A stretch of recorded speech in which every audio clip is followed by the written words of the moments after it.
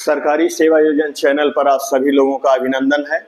आज हम लोग संवाद करने वाले हैं एक ऐसी वैकेंसी के बारे में जो अभी प्रकाशित नहीं हुई है, अभी उसका विज्ञापन नहीं आया है, लेकिन हम लोग उसके बारे में पहले ही चर्चा कर रहे हैं। ये भर्ती आने वाली है और संभवतः 10 से 15 दिन बाद इसका फॉर्म भरा जाएगा। ये भर्ती आ रही है बेसिक शिक्षा विभाग उत्तर प्रदेश से। महानिदेशक स्कूल शिक्षा एवं राज्य परियोजना निदेशक कार्यालय लखनऊ के अंतर्गत भारत सरकार के अधीन पीएम श्री विद्यालयों में उत्तर प्रदेश के समस्त जनपद से ये भर्ती आ रही है और इसका पद नाम है स्पेशल एजुकेटर।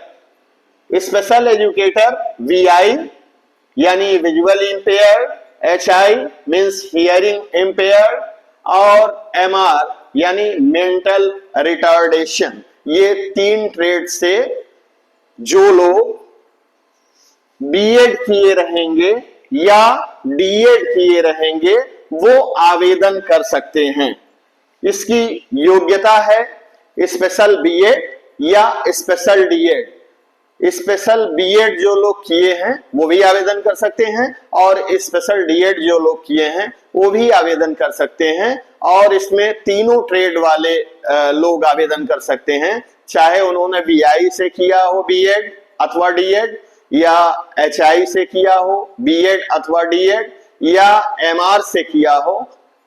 तीनों लोग आवेदन करने के लिए पात्र हैं। जैसा कि हम जानते हैं कि जो BEd होता है, स्पेशल BEd होता है, वह स्नातक के बाद होता है और जो DEd होता है ये इंटरमीडिएट के बाद होता है। BEd बैचलर कोर्स है और DEd डिप्लोमा कोर्स है।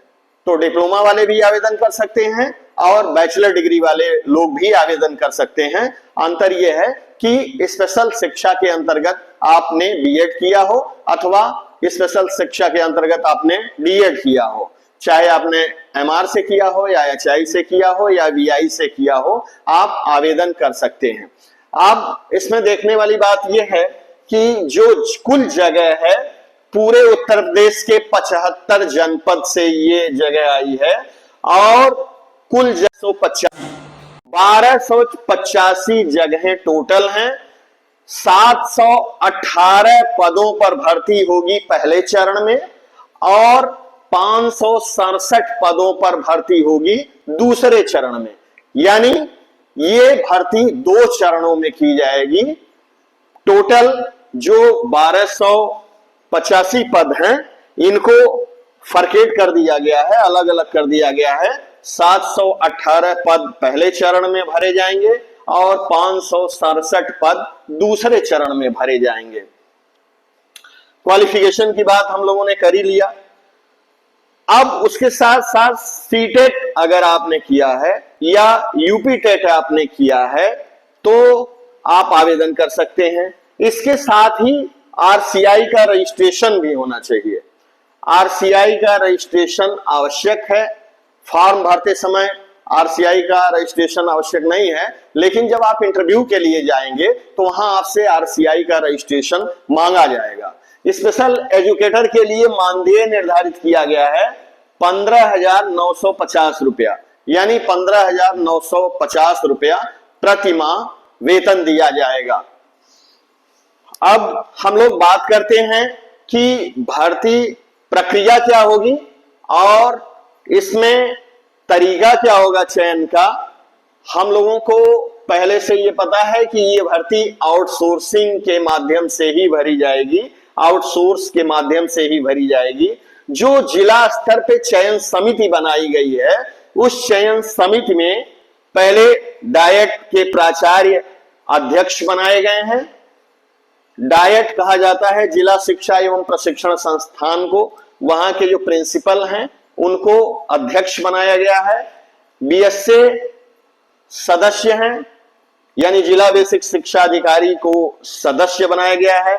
जिला दिव्यांगजन सशक्तिकरण अधिकारी को भी सदस्य बनाया गया है।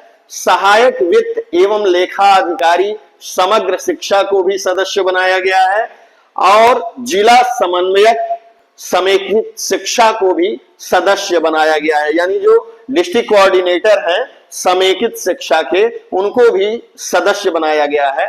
और आउटसोर्सिंग एजेंसी का भी इसमें रोल होगा भर्ती प्रक्रिया में। तो ये जो भर्ती प्रक्रिया है ये आउटसोर्सिंग के माध्यम से ही भरी जाएगी। इसमें जो पहला तरीका है आवेदन करने का वो यही है कि जैसे हमें पहले एम्प्लॉयमेंट ऑफिस का रजिस्ट्रेशन करना होगा, यानी सेवायोजन कार्यालय का रजिस्ट्रेशन करना होगा, और उसके साथ ही डूडा का भी रजिस्ट्रेशन करना होगा। क्योंकि अगर मान लीजिए ये भर्ती डूडा को हैंडओवर की जाती है, जैसा कि हम लोग देखे हैं कि अभी पिछली भर्ती हुई है महिला कल्याण विभाग बस्ती की, तो उसमें जो इम्प्लीमेंट एजेंसी बनाई गई थी, आउटसोर्स एजेंसी बनाई गई थी, वो डूडा को बनाया गया था। तो इसलिए हमारा निवेदन यह है कि आप लोग रजिस्ट्रेशन जो करें वो पहले सेवायोजन विभाग उत्तर प्रदेश का करें और उसके साथ ही डूडा का भी रजिस्ट्रेशन कर लें। क्योंकि अगर मान लीजिए डूडा को हैंडओवर किया गया, डूडा कहते हैं जिला नगरीय विकास अभिकरण को, डिस्ट्रिक्ट अर्बन डेवलपमेंट अथॉरिटी इसका पूरा नाम है, और हिंदी में इसे जिला नगरीय विकास अभिकरण कहा जाता है, शॉर्ट फॉर्म में हम लोग डूडा कहते हैं। तो डूडा को अगर मान लीजिए आउटसोर्स एजेंसी नियुक्त किया जाता है, अभी ये कंफर्म नहीं हुआ है कि आउटसोर्स एजेंसी किसको नियुक्त किया गया है, लेकिन इन केस अगर मान लीजिए डूडा को आउटसोर्स एजेंसी के रूप में नियुक्त किया जाता है तो डूडा का भी रजिस्ट्रेशन आवश्यक है। तो इसलिए हमारा रिक्वेस्ट आपसे ये है कि आप पहले सेवायोजन का रजिस्ट्रेशन कर लें, आईडी पासवर्ड प्राप्त कर लें और फिर आप डूडा का भी रजिस्ट्रेशन कर लें, क्योंकि दोनों का रजिस्ट्रेशन आवश्यक होगा। डूडा का रजिस्ट्रेशन आप तभी कर सकते हैं जब आपके पास सेवायोजन का रजिस्ट्रेशन नंबर हो, क्योंकि सेवायोजन का रजिस्ट्रेशन नंबर डूडा के रजिस्ट्रेशन करते समय आवश्यक है। इसलिए दोनों का रजिस्ट्रेशन करके आप पहले से रखे रहेंगे, आईडी पासवर्ड आपके पास रहेगा, तो आपको आवेदन करने में समय नहीं लगेगा। क्योंकि ऐसा देखा गया है कि जब भर्ती आ जाती है तो सर्वर पर बहुत ज्यादा भीड़ हो जाती है, यानी पोर्टल बहुत रश हो जाता है और वो बहुत जाम चलने लगता है। एक एक फॉर्म भरने में 4-4, 5-5 घंटे लोगों को लगते हैं। तो इसलिए अगर पहले से रजिस्ट्रेशन आपके पास रहेगा सेवायोजन का और डूडा का, तो जैसे ही भर्ती आएगी आप उसके लिए पात्र होंगे, आईडी पासवर्ड के माध्यम से आप आवेदन कर सकते हैं। अब अगर आप किसी कारणवश अपना रजिस्ट्रेशन स्वयं नहीं कर सकते हैं तो एक मोबाइल नंबर यहां दिया गया है जन सेवा केंद्र का, यहां से आप संपर्क करके अपना फॉर्म भरा सकते हैं। जन सेवा केंद्र का नाम है पूर्वांचल सर्विस प्रोवाइडर, इनका मोबाइल नंबर है 8953743877। भर्ती प्रक्रिया वही पहले वाली ही है जो आउटसोर्सिंग एजेंसियां अख्तियार करती हैं भर्ती करने के लिए, कि जैसे जितनी जगह इनके पास रहती है उस जगह के सापेक्ष 3 गुना लोगों को रैंडम प्रक्रिया के थ्रू ये डॉक्यूमेंट वेरिफिकेशन के लिए बुलाते हैं। जैसे अगर कल्पना करिए कि यहाँ 1285 जगह है टोटल, तो 3 गुना लोगों को मतलब 3855 लोगों को बुलाया जाएगा, यानी 3855 लोगों को डॉक्यूमेंट वेरिफिकेशन के लिए बुलाया जाएगा। अब सबसे बड़ा प्रश्न ये होता है कि ये 3855 लोग कौन बुलाए जाएंगे। मान लीजिए फॉर्म भरा 10,000 लोगों ने, लेकिन 10,000 लोगों को नहीं बुलाया जाएगा, इसमें केवल और केवल 3855 लोगों को ही बुलाया जाएगा, यानी भर्ती के सापेक्ष 3 गुना लोगों को ही बुलाया जाएगा। तो 3855 लोग कौन बुलाए जाएंगे ये पहले से कंफर्म नहीं रहता है, ये सेवायोजन विभाग उत्तर प्रदेश तय करता है रैंडम प्रक्रिया के तहत कि किसको बुलाया जाएगा। और रैंडम प्रक्रिया मींस होता है लॉटरी सिस्टम। लॉटरी सिस्टम के थ्रू अभ्यर्थियों को बुलाया जाता है भर्ती के सापेक्ष 3 गुना लोगों को। ये प्रक्रिया बहुत ही गलत है, क्योंकि इसमें अभ्यर्थी को यह भी नहीं बताया जाता है कि आपको किस कारण नहीं बुलाया गया।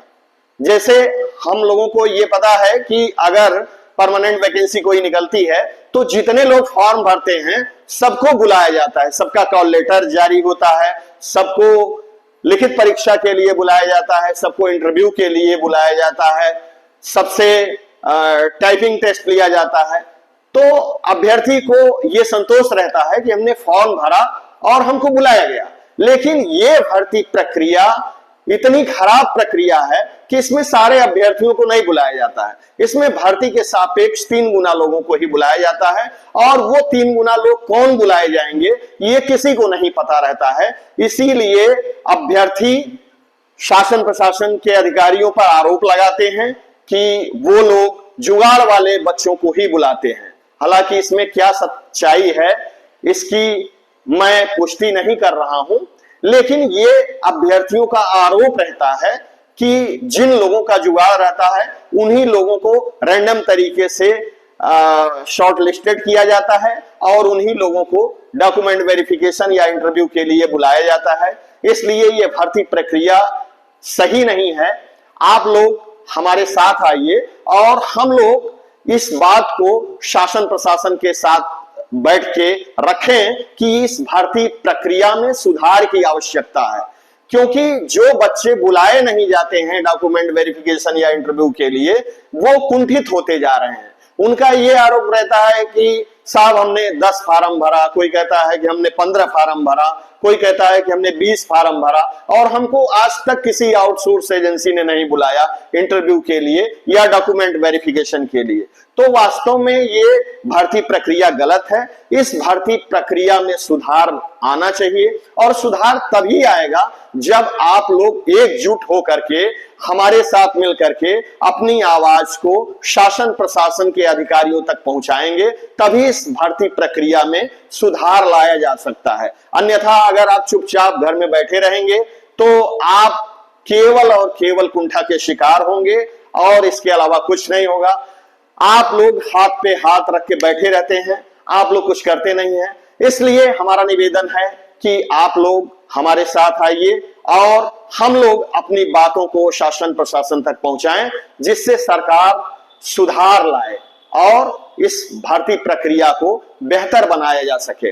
अगर हमारी बातें आपको अच्छी लगी हो तो आप हमारे चैनल को सब्सक्राइब करिए, लाइक करिए और शेयर करिए, जिससे हमारी बातें दूर दूर तक पहुंच सकें और लोग भी इस भर्ती का लाभ ले सकें। धन्यवाद।